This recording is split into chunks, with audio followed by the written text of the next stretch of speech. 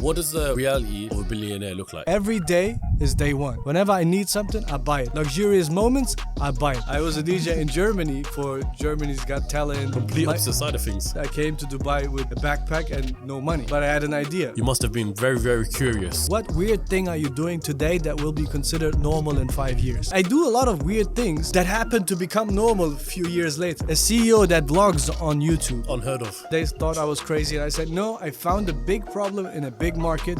I want to solve that. Our first month revenue was $550,000. Oh, no way.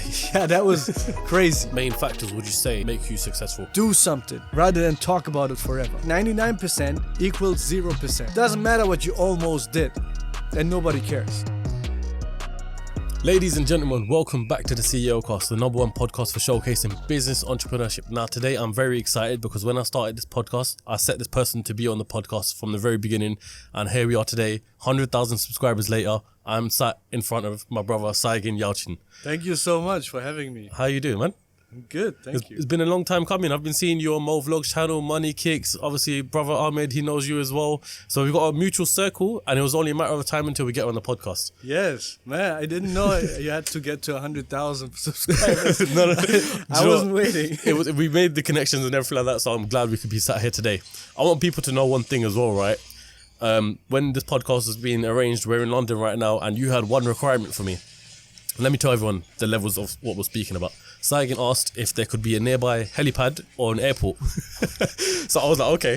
I thought you were joking at first, but you were actually being for real. It turns out there's golf course there, so you could have landed the helicopter there, but that's crazy. I wasn't allowed. Do you always travel around in helicopters? Before we get into it, make sure you subscribe and set the bell notification to all so you never miss a single episode. I don't actually, only when it makes sense, right? Yeah. And I think London traffic, I mean, I love London when it doesn't rain, so Yeah. only in this week. Yeah. And when there is not a lot of traffic. Yeah. But because I have a lot of commitments, so it would take a good 3-4 hours. Yeah. So I thought I could save time, but now I've combined another meeting, so. Okay, so you worked out to be good. We're good. First question I've got for you, Saygin. What does it mean to be a CEO? I have a good definition of that. Go It's on. the guy who gets the worst stuff. The guy gets the worst stuff. I call it the filtered bad things that happen, right? So usually when I wake up, I get a list of problems to solve. So a CEO is a guy who takes 2-3 good decisions a day that solve the biggest problems that your team wasn't willing to or able to solve. And that's what it comes down to you at the end of the day. And it comes in the morning. In the morning, Yes. all the list of problems and everything Yes. as a CEO. But when, this is crazy because you've got now a company, Sell Any Car, am I right? Yes. That's worth, I was Googling it, it says over $500 million. Am I correct, or is it worth more than that? Or Look, valuations is a matter of timing. Yeah. So if you ask me last year, I would say it's way more. Today I'm a bit more conservative, but I'm still saying it's worth more than what you said. Yeah. This is going to be really interesting because in the UK, obviously, we have We Buy Any Car. So I was in Germany last week with the owner of Brabus, and we were discussing how people find ideas from other countries and then execute them in their own countries where they haven't got them.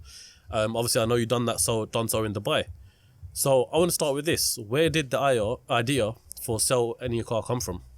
So I'm familiar with We Buy Any Car, and Noel actually talked to him a few years back. It was due to two things. I think it's also important for anybody listening. You should have a good set of mentors and other CEOs or entrepreneurs around you, because we exchange ideas a lot. And I also went through a process of trying to sell my used car, and I figured out there's a problem. So when there is a problem, there could be a business. And that's why I love problems. When I said problems are my breakfast, that's why I love them, because actually if there's no problem, there's no business. So I said, okay, there's a problem in selling used cars. And in the circle of my friends, we were actually talking about a business in the automotive sphere. So we looked around in the world, which businesses tried to solve it. One of them was WeBuyAnyCar.com. And it served as an initial inspiration. We then changed the business model in a way that adapted to our markets. Okay, that's sweet. So you started it in Dubai? Yes. So would you say there was a problem with selling used cars in Dubai then? Yes, I Yeah? think there was a problem which we have solved. I mean, you could sell a used car, but it would take you 6 weeks and 19 appointments with time wasters. And now it works And now in just 30 minutes. as 30 minutes, literally just give the car to you and essentially get it sold there and then. Makes people's lives easier then. Get the car going within 30 minutes. It does. And actually, look, there's a much bigger business that is not visible behind, right? We've also built the largest auction house online. We've also built the largest marketplace for dealers with over 25,000 dealers bidding on your car. Yeah. So when you walk into any of our branches, then this is actually happening in the background. There's thousands of people looking at your car, and we run an auction, and the highest price wins. Yeah. And then you get whatever the market actually dictates. It's almost like a cycle then, because it would go from the customer to yourself, which would then go to the trader, which then goes to another customer. And then when that customer wants to get rid of the car, it'll go back to you. Yeah, so we don't necessarily take possession of the car or ownership of the Yeah. car. We are the auction house, which basically just facilitates the buyer and the seller. Yeah. So essentially, would you say it's almost like an online sort of business then? It is. Most of it is online. Fully online. Yes, yes. That's crazy. So where does this all start for you? Because you're still very, very young. 30 years old, am I right? Sorry, 38 years old, right? You look 30.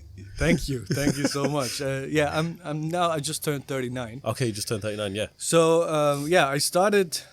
Because Well, I don't know how far you want to go back, but I want to go back early because I didn't even realize until I was doing research up on yourself that you're originally from Germany, yes, right?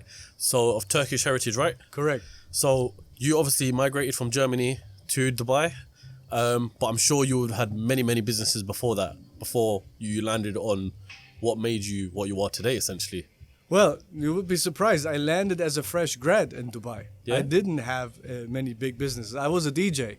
Oh, in Dubai? Yes, I was a DJ in Germany for Germany's Got Talent and German Idol, Yeah. for TV shows like that. But Complete my- opposite side of things. completely different. I was a student. I came to Dubai with a backpack and no money. Yeah. But I had an idea to start the first online fashion store in the Middle East. Mhm. And that's what happened. That was my first business, which then we merged with another company. We created the Souk.com group with that merger, and then we sold it to Amazon. My second business was then sellanycar.com. So what made you want to go from Germany to Dubai? I think it was the opportunity. When I looked into business opportunities worldwide, I realized there was one business model which was coming up. It was online fashion, but in a members club, which basically said you have to register and then you get a 48-hour campaign that gives you discount on branded items, Okay. up to 90%. Yeah. So we said, oh, that sounds great. How do you get these discounts? Because they were past season stock, Yeah. right? Like, I don't know, Gucci couldn't sell stuff in the past, so It goes to the there's- outlet, exactly, essentially. Yeah. right? And it's not only Gucci, it's any brand.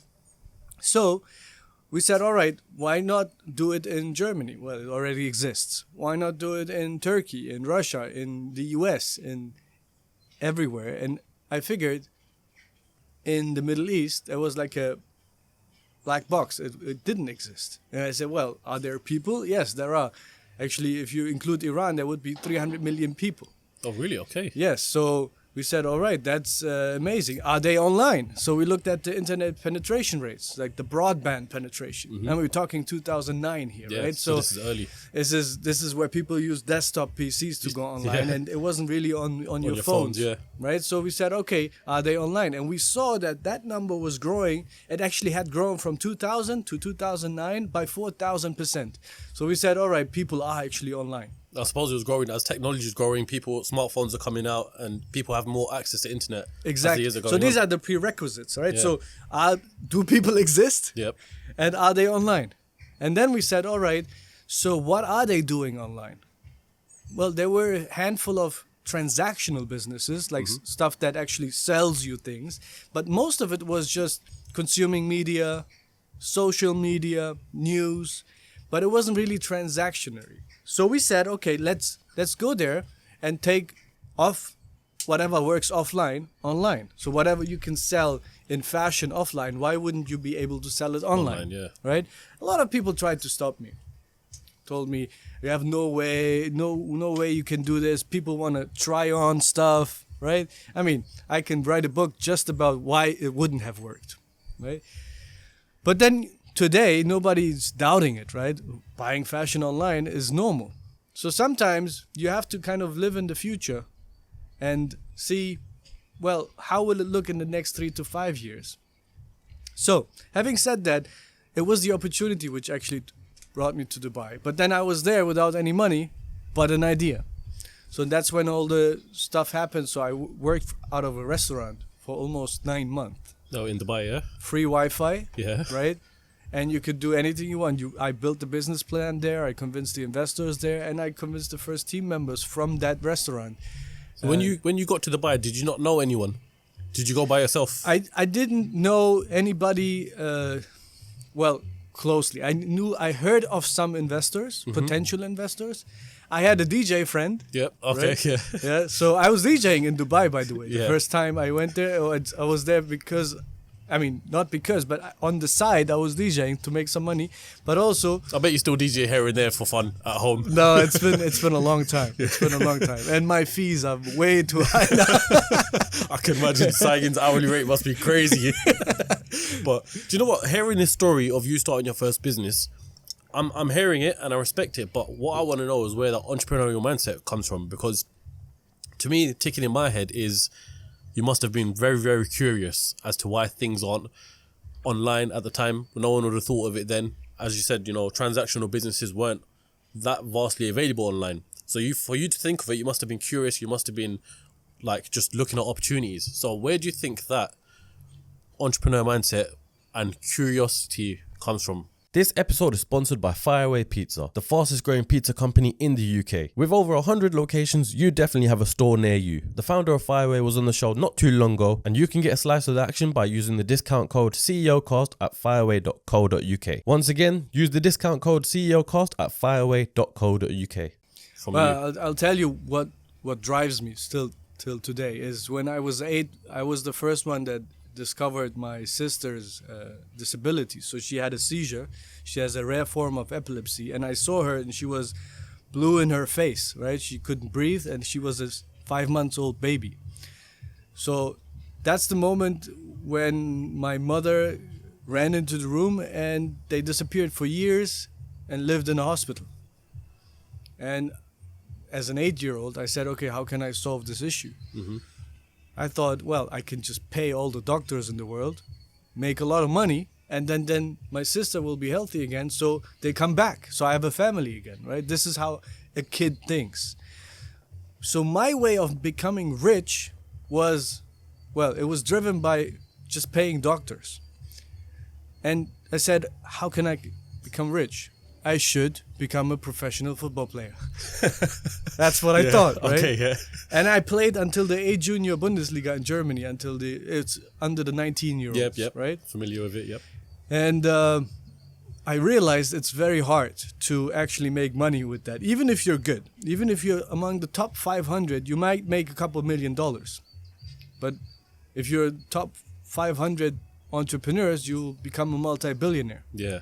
So I realized around the age of 18, 19, it's very unlikely that you become a professional football player. That's how much respect I have for football players today, because I know how difficult it is to make it. So I said, we need to do something else, and I said, okay, who else makes a lot of money? So I asked my parents, and my parents said, you should study something solid. Forget about this DJing stuff, and because I started DJing at the age of 16 also. Okay, yeah, so you started DJing early. Yeah, so I said, okay, they didn't believe that DJing will make me super rich. They said, study something solid. And I said, all right, what is it? They said, either law or medicine. Okay. Right? And I said, okay, medicine, but which doctors are super rich? So I said, I'll become an aesthetic plastic surgeon. So that's what I did. I actually went for an unpaid internship because you need to complete an internship before you're allowed to study medicine. Oh, is it? Okay. Yeah. So this internship was my way of finding out if I can. I did an internship at a plastic surgery in the largest hospital in Bremen, in my city in Germany. Yep. And I got fired from an unpaid internship. Why? Because I was so bad. Like, I could not see blood, misery. I was just a guy who was basically bringing the sandwiches and just playing PlayStation with the patients. Okay, yeah. Right? But anything medical, I couldn't see. Like, it was like not my world. And the nurse said, look, you should not come tomorrow because this is not what you are passionate about. You would be the worst doctor, but probably a good businessman. So I guess she saw something in me that kind of triggered it.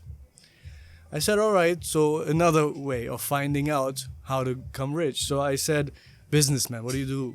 How do you become a businessman? What is a businessman? So as a teenager, what do you think? You say, all right, let's study business. Yeah. So I got a call from my friend back then, and he said, look, man, I went to this conference, and the private business schools and universities were kind of showcasing their programs. And he said, by the way, there was one that is the number one, but forget it, they will never accept you. That's how he motivated me. And you got it in the end, or? So basically, yeah. So you can apply only once in your lifetime. Yep. So, and then you apply there, they do tests, they interview you, whatever. Long story short, I loved business. I studied it. I wouldn't say you need to study to become a businessman, but the type of people I met there, they really motivated me, and half of them became entrepreneurs. And that's when I first got introduced to business, and I said, well, this is the way of solving my big problem, right? And well, nowadays I use my resources to actually help my sister, and now she's seizure free since 7 years. Oh, that's good, man. Good to hear that. Thank you. I want to understand more about your early life, because I feel like your family life, your early life, your upbringing, and the way you are has obviously made you the man you are today. So talk me through what it was like living with your family, obviously understanding your sister's disability at such a young age. How did your whole life transpire in terms of family, and what was your whole early life like, social life?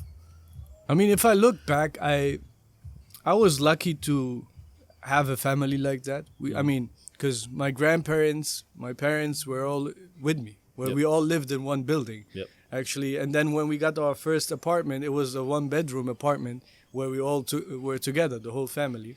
And I never felt like we're poor. But looking back, I felt like we're definitely not privileged. And you could tell from our neighbors also. But I still was happy. And I think that is one thing. If I had to summarize my childhood, I was lucky. I did not feel that something is missing. Beyond the fact that, well, my mother and my sister were years in hospitals, always on and off. That was something which was creating problems for me, right? Because I realized that, well, there is a problem that I cannot solve, and it is different than what my friends have. Yeah. My friends don't have this problem. It's a unique situation. Yeah, and I consider this as a blessing. I mean, I think it's a task given to us because we kind of are here to make the life of my sister enjoyable. I want to throw it back to your life in a second, but I've got a question for you that I want to ask. What sort of skills and main factors would you say make you successful in your experience over the years? Well, I wouldn't say, because I'm just one example out of many. And I don't think there's a recipe, just one recipe that works for all. What I have seen is, and I have kind of thought about this, because I wrote a book about this, right? Basically, how I think businesses should be built from my perspective. And I looked at successful people in the past. I said, what type of people did I meet that I consider successful? And what was their common denominator? And there are 6 traits that kind of apply to them all. And I feel like I have some of them as well, if not all. Yeah. One is a bias towards action, right? So people feel like they want to do something rather than talk about it forever, right? And entrepreneurs have this bias towards action. Let's do it now. Let's do it. Let's start right away, right? This is exactly action, what Constantine was saying. Because I always say, and getting things done, right? 99% equals 0%. Right? You're not going to tell your grandchildren, I almost did this podcast. Yeah. No, you either did it or you didn't. Yeah. Exactly. So it doesn't matter what you almost did. And nobody cares. It doesn't matter in the end anyway. So 100% getting things done. And I'm saying pragmatism beats perfectionism. So you don't have to be perfect in what you do. Actually, perfectionists never get things done, right? So they're very pragmatic. Another thing I have learned also, which comes from my experience from playing football, is a standard of excellence, I call it.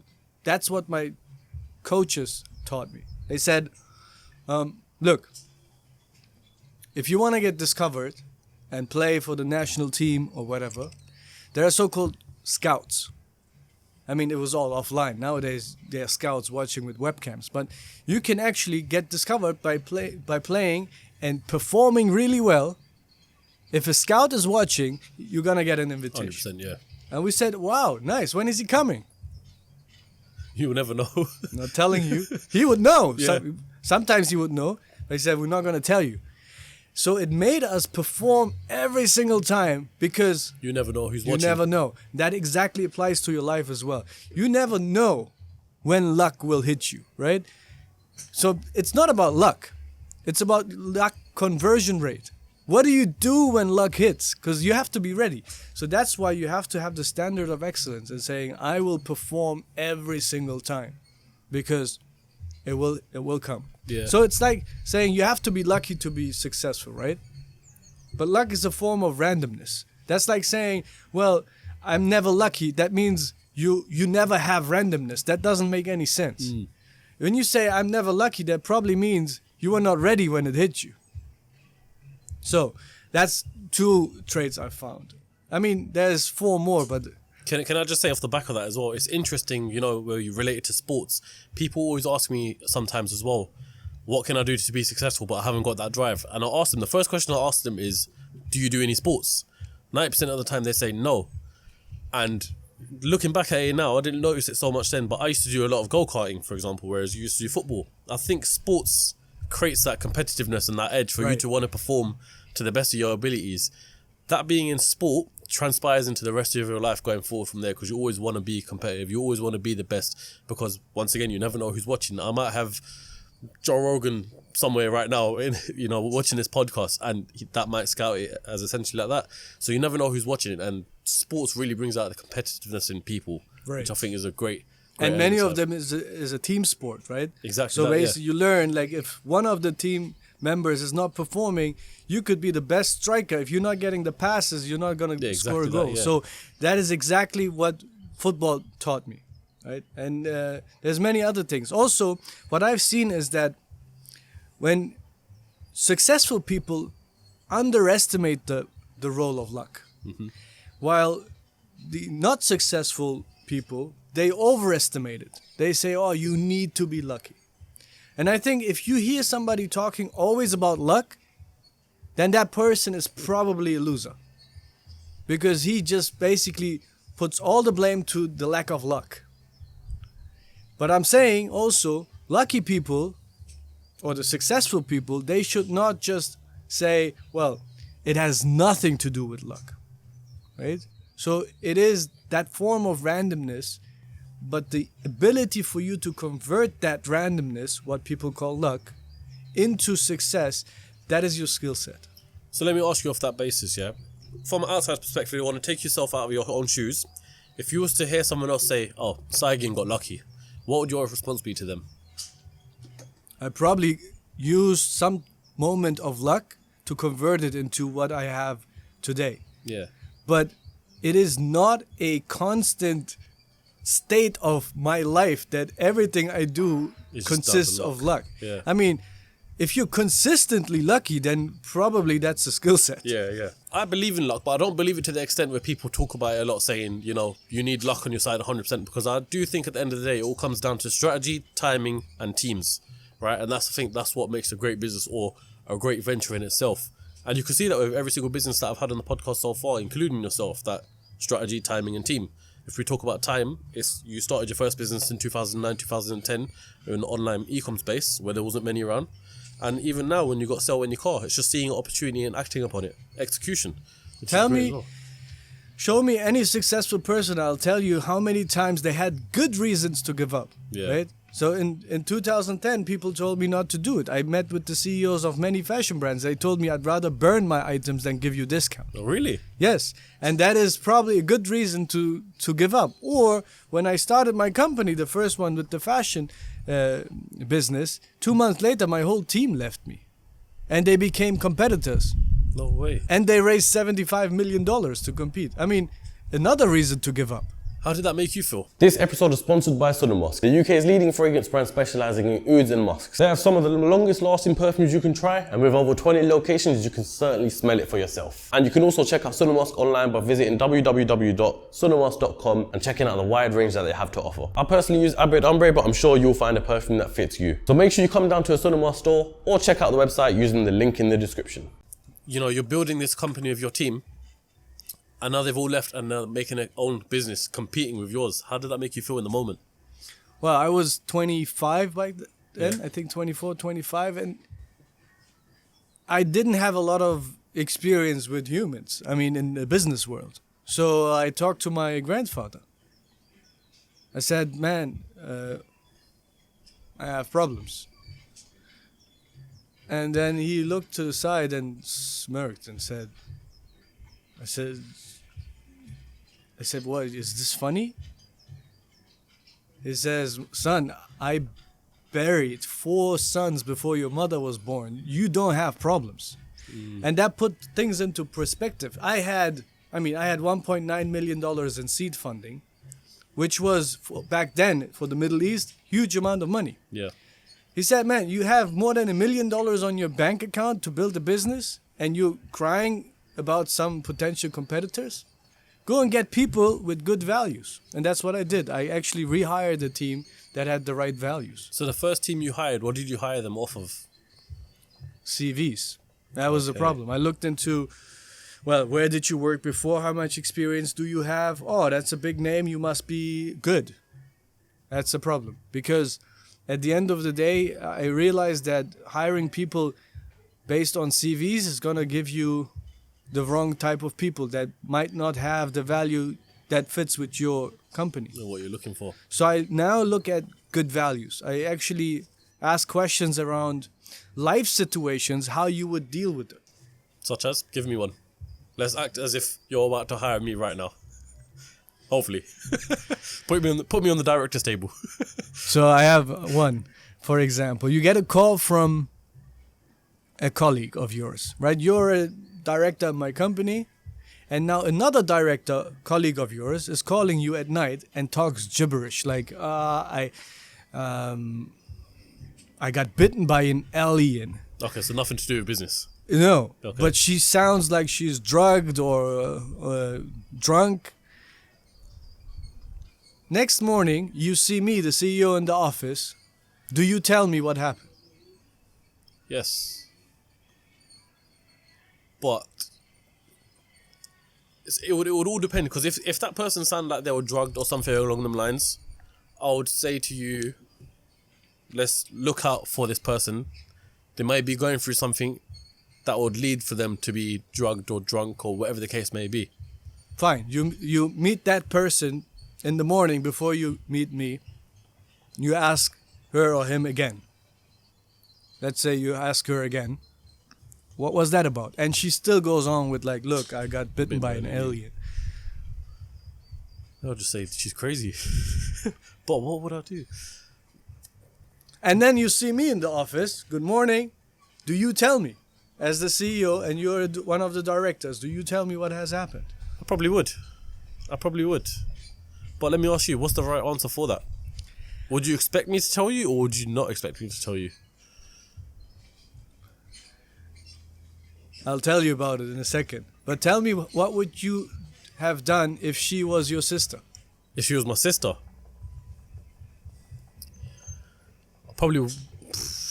Now it gets difficult. I may not say, because I wouldn't want anyone to think my sister's a crazy person. So, I suppose I'd try to help my sister myself and see if I could get the correct help for her and see how things go from there. And if I couldn't do it myself and it wasn't helping her, then maybe I'd speak to yourself and be like, Saygin, I've got a problem. This is the situation XYZ. What shall I do? How can I help her? Yeah. I mean, to answer your question, there is no right answer. I would say I would only go with this. I basically look at how you answer this, how much of a human you are, and what values do you follow, right? And what I know is, and I have learned this in the past, 14 years, where I've probably hired close to 20,000 people and fired, right? That if you put people in a position where they have to choose between their family and the company, don't expect people to basically be loyal to the company. That is not humane. That is not good values. It's not natural. That's not natural. So, but build company processes that don't put people into these places. I'll tell you an example for that. Imagine my finance accountant has full access to my bank account and can do wire transfers, right? Without anybody having to look at it. I could trust that person, Yep. right? But now his mother needs a heart surgery. Overnight, he has to get $20,000 or $100,000 for that surgery. He's not allowed to touch the company money. Well, what do you think he's going to do? He may touch the company's money. And that is totally natural. He wants to save his mother, right? But what the company needs to do is create processes. They don't put the people into this position where they could do stuff like that. So I'm saying trust into people, but trust does not mean you can trust that they will do the right thing for the company. Trust in this case means the quality of their intentions doesn't matter here. It's about the predictability of what they will do. So I know he might be a good person, but he will still steal the company's money to save his mother. So it's my responsibility as the CEO to put right processes into place, knowing about human psychology and values. What I don't want to have is people who have the wrong values that would just steal money, and I put processes into place where that is not possible. But still, you can get robbed, right? Yep. That's different. Yep. So having said that, for me, it's important to understand how people think about certain interactions between humans. That is way more important than do you know how to create a marketing campaign, or can you code or program, or do you know how to use Excel? Yeah. Those are basic skills. Not basic skills, but those are just skill sets that people have. These are hard skills, Yeah.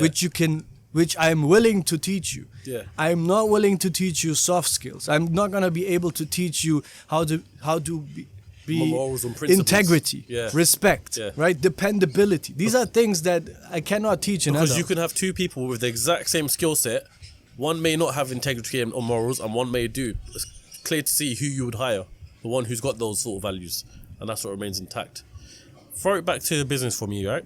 The online fashion business. Now you've lost a team. Now you've built another team. Where did the business go from there? 5 months later, we made $1 million per month. Oh, is it? Okay. Yes, we became the largest and most successful e-commerce company in the Middle East. And that is because I had the right team with the right values. And then you can build. Look, another example is when you look at the construction site and you see the foundation, you know how big the building will be. That's exactly like it is with building great teams. If the foundation, the values of the team is right, you can build an empire. Yeah. Do you believe you could have done a lot of it on your own? No. No? You can only lose alone, but you can never win alone. That's interesting you say that, because a lot of people do think that they can do business by themselves forever for the rest of their life and get to millions and millions of dollars, which they could, but not. But if you want to scale it quicker, I believe there probably need to be teams in place. Look, if you want to build a one-man show, then that's going to be the size of the business. It's going to be very small. It's not going to be an empire. It's not going to be solving a big problem in the market. So then eventually later on down the line, you sold the business, right? How far into the business did you sell it? In 2017. Okay, so 7 years later, roughly. Yeah, but we actually already had a merger in 2012. Yep. And then I stayed on as a part owner, but I also resigned as the president, vice president, and started SellAnyCar.com in 2013, Okay. which I'm the founder and CEO of. But then for the next 4 years, I was still an owner, and then Amazon bought the company. Why did you decide to essentially step down from as president and CEO of that business, just so you could literally start to sell any car? Yeah, I thought, look, a lot of people thought I was crazy because going from a business owner to now a shareholder, it's completely different. People would think you're crazy. Well, I was the 100% owner of Sell Any Car. Yeah. Right? So in 2013, I realized that there are two types of entrepreneurs. One, there is the guy who digs out the raw diamond, and another guy that makes it into jewelry. Mm-hmm. And I'm more the digger. I'm the guy who really likes to take out this raw diamond and bring it to a certain phase.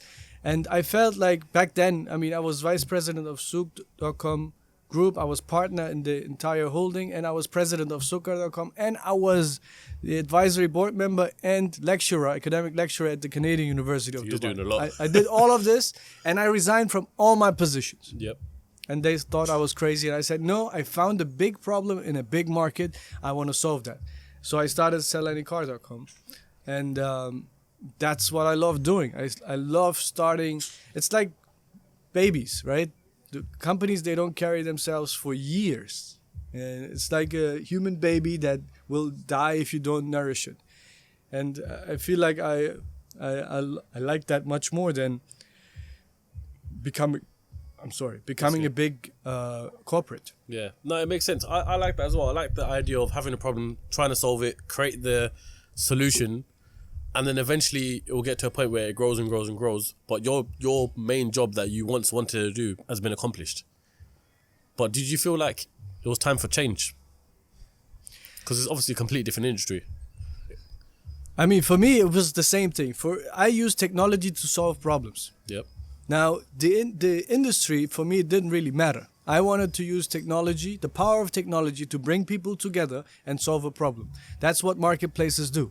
So if you look at our business, the e-commerce business before, it was a marketplace, and even SellAnyCar.com today is a marketplace, and the group of companies we've built under it. How long did it take you for you to grow SellAnyCar.com? SellAnyCar.com was much more successful from day one, I might also say. Our first month revenue was $550,000. Oh, no way. Yeah, that was crazy. I mean, I've never seen and I had financed it in the beginning. I financed it myself. Then I brought in investors later on. And I realized that this is really solving a big problem. Right? People try to sell their cars in a convenient and fast manner. Yeah. And there was no solution. So we just executed. But But obviously, I started off as a car trader, which was something I really didn't want to become, right? I didn't want to buy cars and then sell it. Yeah. I wanted to bring in technology, so we invented something called live offers, which basically are live auctions. While you're in one of our inspection bays, we already auctioned the car off, so I don't have to take inventory risk. Okay. No, it makes a lot more sense. And that way, I suppose you don't have to have all this property to store all the cars or nothing like that. Of course. I mean, if I have to buy every car in 30 minutes, that was my promise, right? And I saw how big of an issue that is. Yeah. You spend $1 million a week, right, on just buying cars, and then you have to sell it real quick to get your money back. Yeah. So I realized, look, if I buy and then look for buyers, I might run out of cash and go bankrupt. Yeah, because if you're sitting on, let's just say you've bought £1 million worth of stock, now you've got to wait God knows how long before you get the $1 million back. So within the first 90 days, I was watching my team.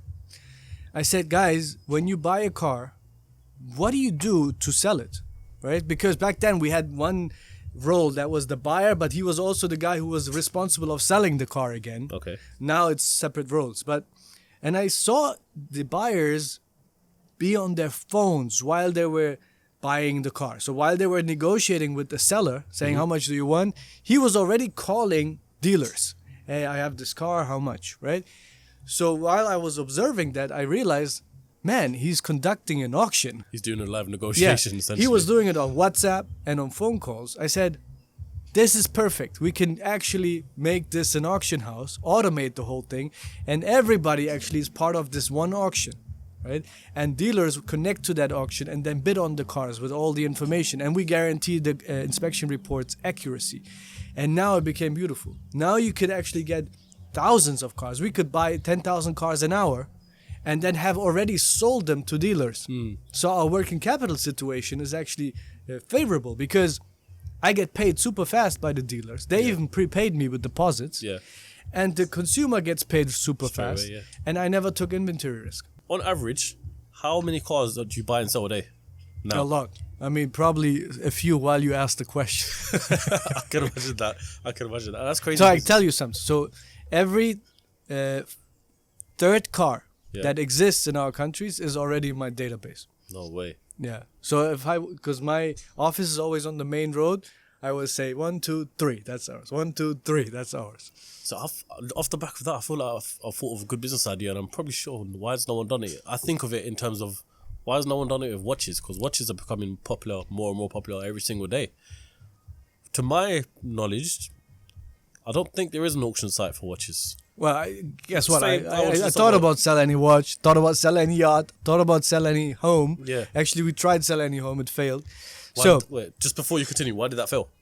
Because of existing agent structures. Okay. So a car concierge doesn't exist, but a real estate concierge, that industry already exists. Yeah. So it was very hard to kind of disrupt that. Plus, it's the number one highest ticket item everybody buys. So it doesn't matter if you sell in 30 minutes. You can also sell in 30 days. It doesn't really matter. So having said that, I think it might not be a big enough of a market. The total addressable market might be too small to create the so-called inflection point of a marketplace, which basically means that it becomes self-sufficient because you have so many active buyers that you don't need to interfere and take inventory risk. Today, we're getting over $3 billion of bids. So that's liquidity that my buyer is already putting into the marketplace that I don't have to put out of pocket. Yeah. Imagine I would have to buy all these cars and then find liquidity. Now I have them all in my marketplace. So marketplace lives off liquidity. So if the market is too small, you might have too little liquidity, which basically makes the participants less attracted to your marketplace, the sellers and the buyers. Because as the marketplace always has, there is a network effect, right? The network effect basically makes the participants' life much more pleasant when they deal with you. Meaning, there's a lot of sellers, that means you attract a lot of buyers. If there's a lot of buyers, you attract a lot of sellers. And then you don't have to interfere, it's just self-serving. Self-sufficient. But if there's not enough liquidity, somebody who's willing to buy watches on a daily basis, you might not have enough attraction for sellers. But again, try and find out. But these companies, would you say they're tech-based then? Because a lot of tech-based companies, they're sold for purely their data mainly.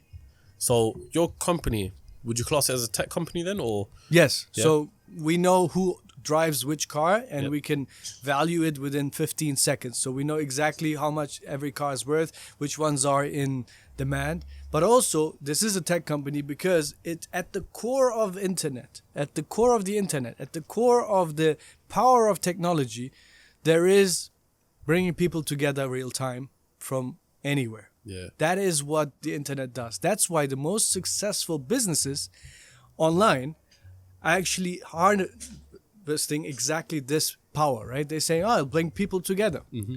Like, look at Amazon, look at, even the previous companies that were super successful, like eBay, they were bringing people together real time when they wanted to transact. Yeah. So you could do geographic businesses that were geographically split. Like, you're in London, but that guy is in, I don't know, in another city, another country. That's the beauty with these businesses, because you can take it anywhere, which you have, haven't you? Yes. You've taken to other countries. We did. For example, we are in Saudi Arabia. You could drive into a branch of ours, or we could come to your house in Riyadh, and you would have sold your car within 30 minutes as somebody sitting in Abu Dhabi. in a different country. Yeah. And nobody would even know. The buyer wouldn't know where the car is, and the seller wouldn't know where the buyer is. Yeah. And we have done this within 15 minutes of an auction. So when it comes to expansion and going to different countries, yeah, do you decide where you want to go? As in, do some countries not make sense? Or some countries just a home runner where you think this is 100% going to work? Yeah, of course. I mean, you have to look at several things. It depends on the business model, right? For example, when we started SellAnyCar.com, we looked into which countries we should go into. Mm-hmm. We said, all right, this is a service for car sellers and car buyers, and this service costs them some money. Let's say, let me put in, maybe we take 2% margin or $100 per car. Yeah. Or $1,000, whatever it is, right? How many days does an average person work for that margin in that country? So you look at GDP per capita. Yep. What's the average income of that country or of car owners? Yep. You say, at what point of time would it make sense for them to not use us and do it themselves? Mm-hmm. For example, in the UAE, people work like 5 days for our margin or 4 days for our margin. So for them, it's much easier to work with us and say, look, you deal with it, and we take care of the entire transaction. Plus, we also maximize your income because you would have never found that buyer, right? You would have just gone to the closest 3 or 4 branches of a dealer, but you would not drive around 16 countries and find the highest payer, right? Yeah. But excluding that, I just said, how many days is somebody working for our margin? And in some countries, that would equal like 4 weeks. You would have to work 4 weeks to pay our margin. Those countries are more price sensitive, obviously. So what we thought there is that we become a pure online facilitator, right? So you basically do not transact physically. You basically just say, that's where, for example, classifieds businesses work really well. Yeah. Where you deal with everything yourself, right? Here, the buyer is there and the seller is there. He might buy or not, but you do the whole viewing and everything, right? Yeah. So it has more transactional costs, but people are willing to take on that cost because their time is valued less. So it is one of the KPIs we look at before deciding to expand. But again, it depends on the business model. But yes, it's always data driven. I'm curious to know, do you have a caliber of cars where you don't buy and sell? For example, can someone like Andrew Tate come with his Bugatti Chiron to sell any car and you could cater to that? Of course. I mean, that's why I called the company Sell Any Car, because this was one of the things I made sure that people stop asking. No, because it's a valid question. I mean, really any car? Yes, it's in the name. SellAnyCar.com. Yes. I want to go. I mean, I had a Bugatti, so I sell any car. Oh, well, we're going to get onto your life in a second. Don't worry. But going back to it, that first month where you made $550,000, am I right? Did you sit back and realize, okay, yes, this is the company that's going to make me billions? Definitely not sit back. No, not sit back. But I had a hunch that I said, well, this is better than what I've seen before. Mm-hmm. But it was not a piece of cake, so it's a lot of work. And still, I mean, we're still building an empire. We have many brands now. We have Kayesha in Saudi Arabia. We have Sell Any Car in the UAE. We have Carnab, which is the Amazon for cars in the UAE. Amazon for cars, what do you mean? It's basically now, instead of us selling to dealers only, we now opened up to consumers as well. Oh, is it? Okay. 10 days free returns, no questions asked, 2 years warranty. Like an online car dealership, essentially. Yes, but we do not keep inventory risk. I mean, we do have core inventory, but we also tap into other dealers' fleet. Mm-hmm. So, like Amazon does. Like half of Amazon business is marketplace, from other people, and half is marketplace. So you're essentially the business that hosts it, connects the dots, essentially. Yes. Yeah. It's again the core value creation process of the internet is bringing people together real time, irrespective of where they are. I mean, you don't take businesses from offline to online just for the sake of it, right? There's a lot of companies that claim to be tech companies, but they're just car dealers with a website. Yeah. Right? We are a tech company that happens to work in automotive. That's a totally different way of looking at business. So you have to see, why should this company exist online?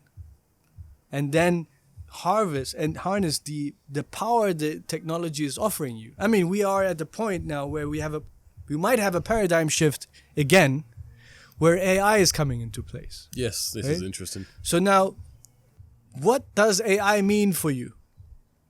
How can it change your industry? How can it change your company? How does it change yours?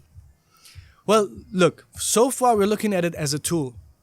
So it helps in customer support, right? It filters, it communicates in a bot with the consumers without them really realizing it. It helps in marketing campaigns. It helps in technology and IT infrastructure. It helps for me, and I think that's something what your audience could take away from, and it's one of my bets, all right? I think it's going to change SEO. Yeah? Because, I mean, for those people who are not familiar with SEO, it's search engine optimization. Yeah. So you create valuable content online, so Google ranks you higher, right? Yeah. So you don't have to pay for traffic and people find you organically, in a nutshell. Now, I think people will start searching more and more for answers on chat apps with AI. Right? ChatGPT, for example. ChatGPT is the best example. Having said that, if I would ask ChatGPT, where can I sell my car quickly in Dubai? Or what's the best way of selling my car? What do you think the ChatGPT engine or any other chat AI engine will answer? Today, it has crawled the entire internet and it's going to give you probably the most common results. But I think in future or in the near future, it is going to prioritize plugins. It's going to say, all right, here's a company that has already plugged in with our engine, so I can evaluate the car automatically. I can book an appointment with the appointment booking widget that they've given me. Mm-hmm. So I'm going to prioritize that answer. That's how much it's worth. That's where you can book an appointment. By the way, I have done that for you already. Just be here, or they are coming to your house at that time. That day. So that is like SEO if you think about it. Yeah. So you should look into creating connections to these LLMs, the large language models. So you basically are preferred for them and more visible for the user. So I think it's going to definitely change the way people look at SEO. It essentially makes your business more self-sufficient. Well, it makes you more visible to a new type of search, right? The question, I think it's the elephant in the room. If all these LLMs, the large language models, the chat apps, the GPT models, if they all keep on crawling the internet, then there are two questions that arise. One, who owns the data? I mean, you can't just crawl the internet and act like there's no copyright on it. So there's a big question mark around copyright. I mean, it might be a derivative, but it's technically you're taking somebody else's intellectual property and offering it as a service. Yep. You're using it in a commercial manner. So there's going to be a big question around regulatory frameworks. Mm-hmm. And I think politicians are already working on it. Another one is, will the software itself be the valuable part of this whole thing? Or will it be commoditized? Meaning, will at one point of time, every large company or everybody will have access to the software, but the data is the gold, right? So are the Reddits of this world, are these forums of this world, are the social media creators or the content on social media the actual beneficiaries of this new hype, right? Because they usually say garbage in, garbage out. Meaning if you give in garbage data, you'll get garbage results. Yep. So if the data gets blocked and says, let's say the website say, stop crawling me, it's illegal, don't take my data or pay for it, then I think the data providers, the users like you, me, and everybody else, we are creating content in forums, in anywhere we actually leave a footprint. That is going to be the gold of the AI rush. So again, I'm honestly sitting here fascinated with the amount of knowledge that you have. And it's kind of scary and very, very interesting at the same time to see where your business is going to go in the future, because without all this knowledge and the way technology is advancing, AI come into play, you can only imagine the greatness that you and your companies are going to achieve? Well, I hope, but I would look. The thing is, when I build teams today, I'm very fortunate that I have a great team that allows me to live in the future, right? My team is working on stuff that I thought of 2-3 years ago, so I can again think about stuff what that would happen in 2-3 years. I always ask entrepreneurs, especially in those ones that I consider investing into, I say, what weird thing are you doing today that will be considered normal in 5 years? So, because the companies that I was building sounded weird, right? I do a lot of weird things that happen to become normal a few years later, right? A CEO that vlogs on YouTube 6-7 years ago Unheard of. was weird because even my partners, they said, well, what are you doing? YouTube is for kids. Yeah. I said, no, creating a direct channel to your audience, to potential consumers, is going to be key because it's going to give you voice. If you don't have your own voice and it's filtered by journalists, you're going to be, well, weak. So you have to create your own voice, and at the same time, you have to show face, because every startup has one problem. They don't have trust because nobody knows them.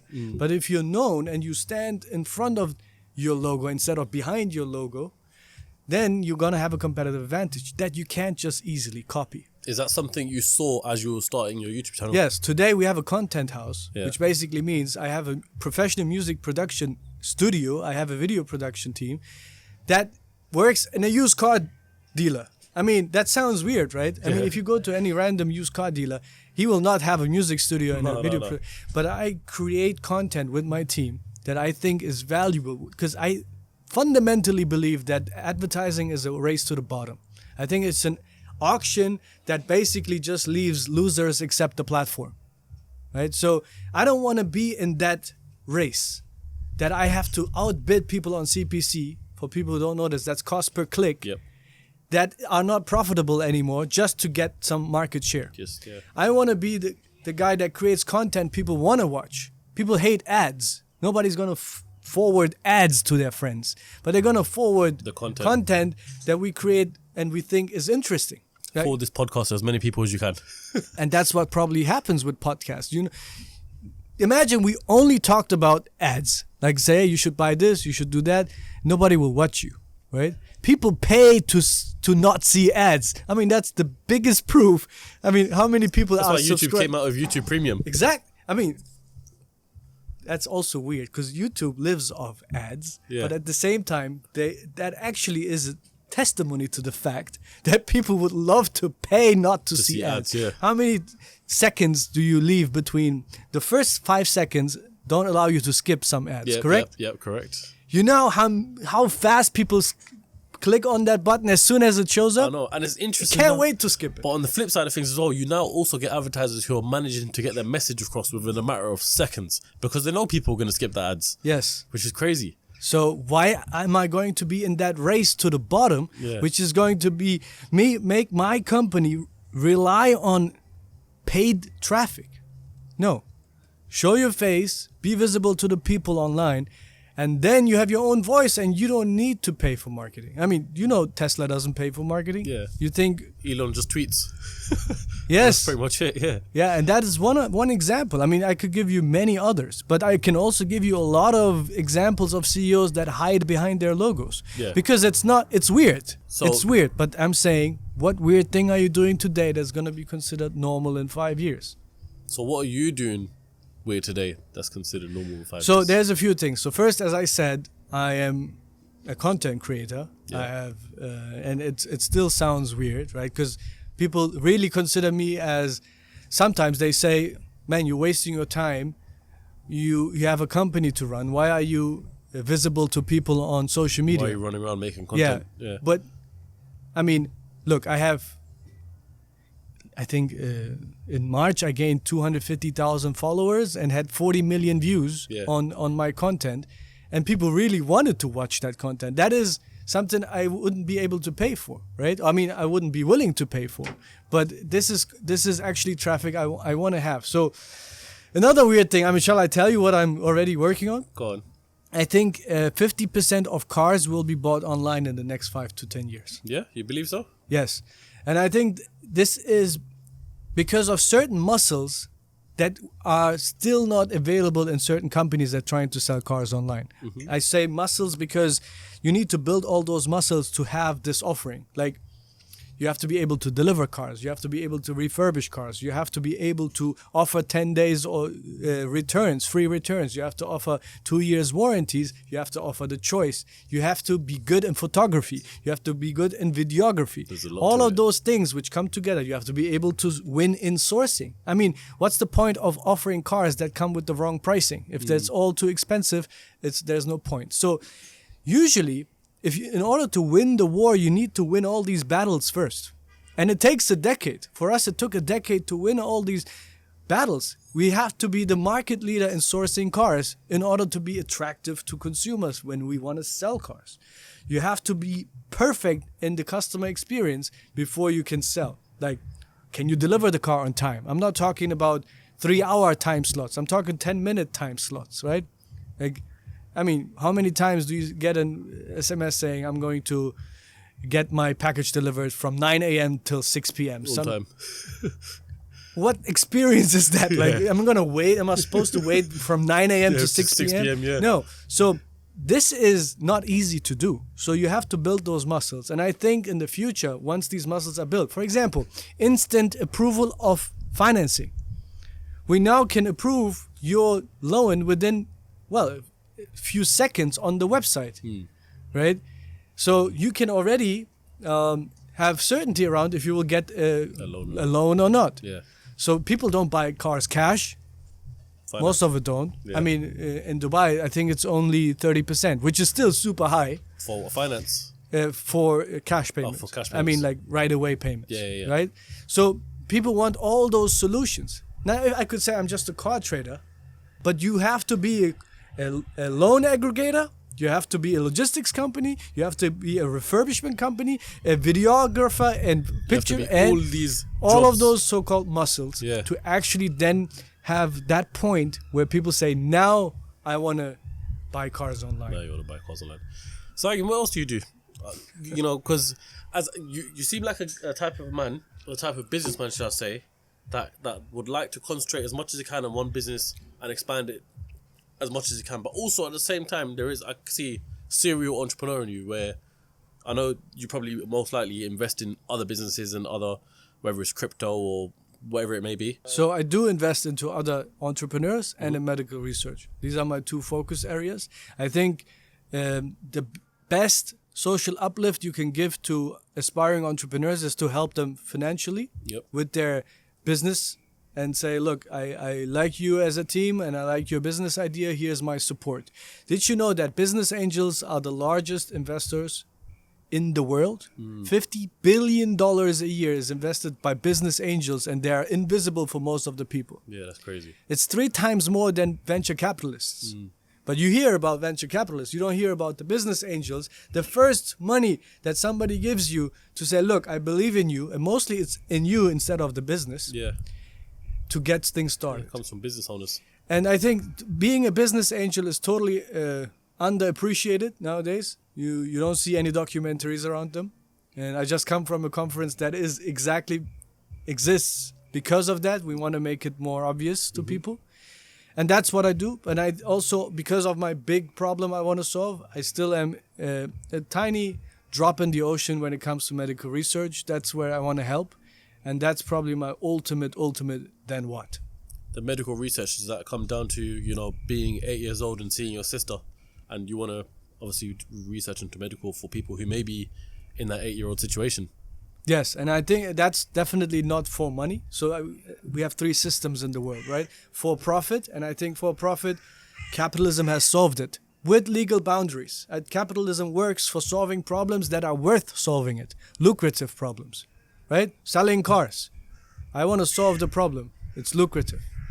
Then there's a system that is not capitalistic, and it shouldn't be. That's, for example, the government. The government solves issues such as military, the court systems, the police. These are things that should not have capitalistic features. I mean, you don't want your judge to think capitalistically, right? And then there's a third system where it solves problems that are not worth solving it from a monetary standpoint. Meaning? For example, when I invested into a company that cures cancer, and when I talked to the CEO, I think he's a genius.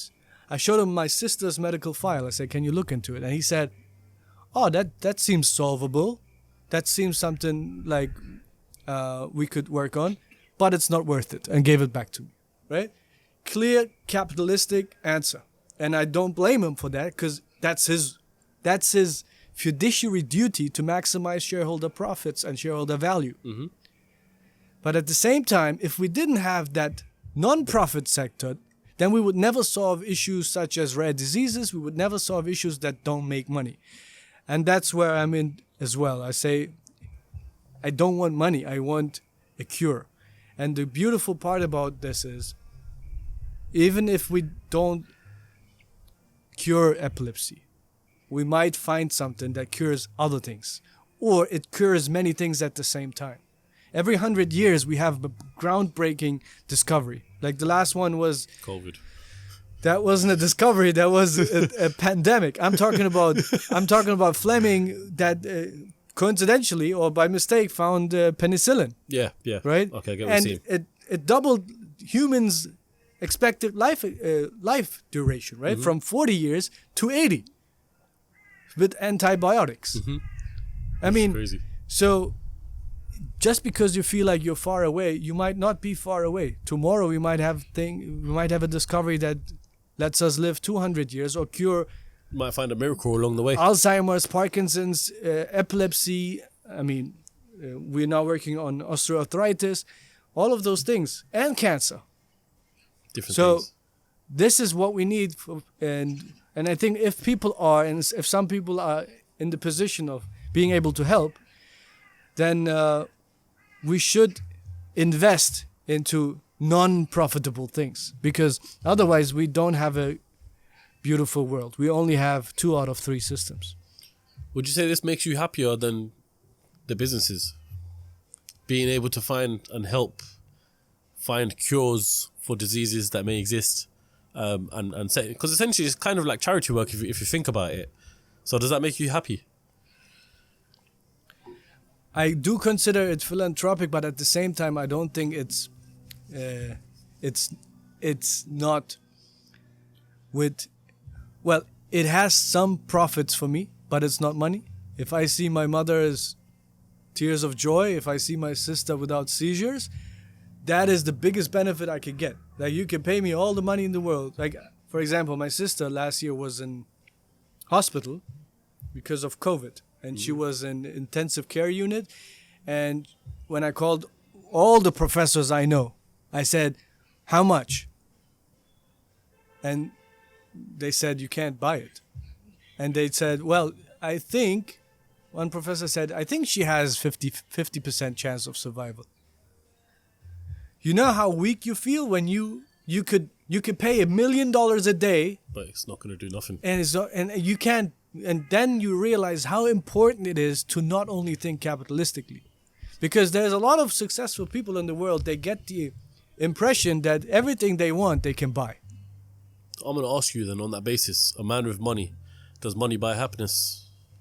Well, Can money buy happiness? Money is a means to an end, so it depends on what you do with it. Money itself, sitting around, it's not going to make you happy unless you're a really weird person.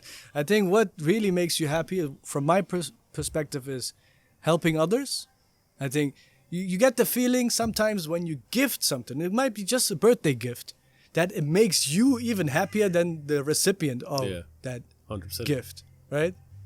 And that's the feeling you get, and I like that a lot. Also, being around good people. Spending time with your family, but spending time with good people. But on the contrary, it also means you have to realize that not every person in your circle is gonna make you happy. And the ability to distance yourself from them is key for your own happiness. You can't be the psychiatrist for everybody in your circle. If it's family, it's a different topic. You have to work on it, right? Or you should. But you can't be the psychiatrist of every negative person in your circle. So, and you have to distance yourself from toxic people, which also makes you happy, and it doesn't cost any money. You just don't pick up. everyone's got a toxic person in their life. You growing up, did you have any toxic people in your life? And Well, obviously, I did have people that were not compatible with my vision, and I also feel like they're not evil people. I mean, I'm not talking evil. Nobody's born evil. No. I'm talking about people that are just they have a problem for every solution. yeah, Right? They just don't encourage you. They might not be, most probably, they might not love themselves, or they might not be unhappy with themselves, and then they kind of mirror it to you. And it's your decision to take it on or not. Yes, they do exist. I mean, also, I come from a small city. When I decided to leave, I left behind people that weren't able to leave, not because of they were forced to stay, but mentally they were just not ready to take on this adventure. Okay, yeah. And some people might say, well, they didn't want me to succeed because I might have come back. So was it hard for you like to kind of let go of those sort of people around you? I think the first step is to realize that. That is the hardest part. Mm. And then I was so focused on business that it kind of happened. Mm. And then I realized afterwards that how much of a difference it makes. So be picky with the people around you.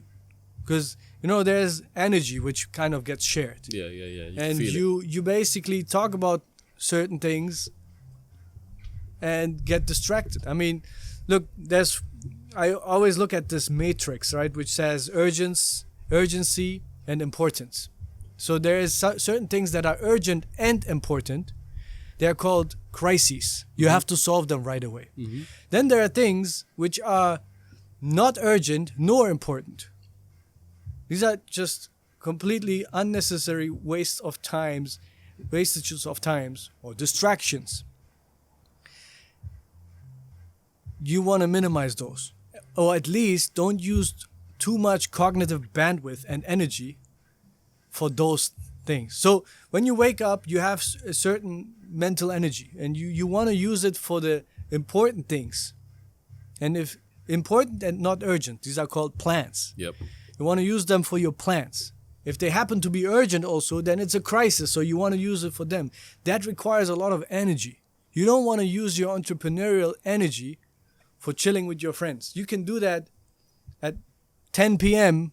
for an hour or 2 hours when you don't have that energy left. Mm-hmm. But don't use your peak energy time for distractions. Mm-hmm. Yeah. So you have to allocate your energy wisely. Saygin, just before we wrap up, I'm going to ask you an honest question. What does the reality life of a billionaire look like? Well, I don't know. Because, look, all is on paper. And there's a lot of people who basically say, oh, your company is worth that much. I tell you what it means to run a successful business. Every day is day one, which basically means you have to focus on your customers, solve their problems, and as long as you do solve your customers' problems, at the end of the day, they will decide what you're worth. And I say it's the buyer who decides what you're worth. Today, I can afford whatever I want, and I live a comfortable life, comfortable in terms of financial matters, but I don't put a number to it until I actually realize that. So for now, I think it's a daily prove to your customers that you're worth whatever you're worth. That's what it means. Well, Saygin, on that note, I definitely want to. I've started a day in the life series on this channel as well. I'll definitely want to come to Dubai and maybe, without getting too much in your hair, do a day in the life of Saygin and see how that goes down, because I can imagine it being very, very interesting, but also maybe might be very, very stressful for you as well. So I would definitely want to do that. But other than that, Saygin, I want to thank you very much for coming on the podcast. It's been absolute honor to have you on the podcast. And what better way to do it in the UK summer? We're going to come to Dubai, but I'm pretty sure July right now, Dubai is too hot. Too hot right now. When is the last time you've been to Dubai at the moment? Because you've been bouncing a from country few weeks to country. ago, but I'm going there in like 2 days, 3 days. I'm going back. Yeah. Do you normally stay there in the summertime? I try to avoid it. It's very hot. Very but hot. I have a business to run. Yeah. But essentially you could do that anywhere, no? I mean, you could run a business remotely, but you will not lead a team. Yeah. I think, look, that also boils down to the question of remote work and working from home. I'm not a believer in that. No? I think there's an energy you share in the office, and that is not transferable via video conferencing. So, what about during the pandemic? How did it all shape things for you then? During the pandemic, when the first lockdown hit us, we lost 90% of our business, right? I mean, you can't leave your house. It's illegal to sell a car. Yeah. You know what my bank did? They Go on. sent me a prayer mat. Is it? Oh my And god. I called him. I said, man, what do you mean? He's like, say inshallah, say bismillah, it will happen. Yeah. I said, look, we're good. This will come back. And I minimized working from home to the legal requirements. I said, as soon as we're allowed to come back, you're going to be in the office and we are one team. We are not somewhere spread around. Be in the office, one team, one dream. Yeah. Can I ask you a question? I want to know if this is true or false. I heard that during the pandemic, Sheikh Zayed Road cameras were set to 0 miles an hour so that anyone got flashed if they went down it. That's not true because That's I not- was the only one driving. Yeah. Tell you a secret, don't tell anybody. God. I was part owner of a food delivery company, so I registered as a delivery driver. And I had So what car were you? I was allowed to drive. What car was you delivering in? Yeah, that basically wait. Delivering. That's how the police guy caught me. Okay. He said, "What are you delivering?" I said, "I have food in the back." He said, "Saygin, I know you. Just go back home." Delivering pizza in a Bugatti Chiron. What does your car collection look like now? I don't collect cars. I buy and sell cars. Right? But for your personal. No, I don't. I use. gave up all my belongings as much as possible. I don't believe in material ownership as much.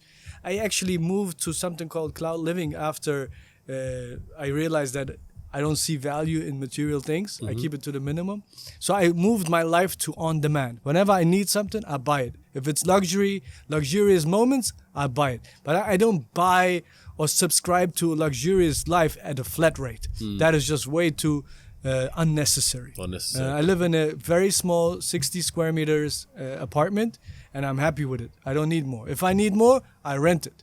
So I always say invest in things that appreciate in value and rent things that depreciate in value. Yeah. By the way, this also goes for humans.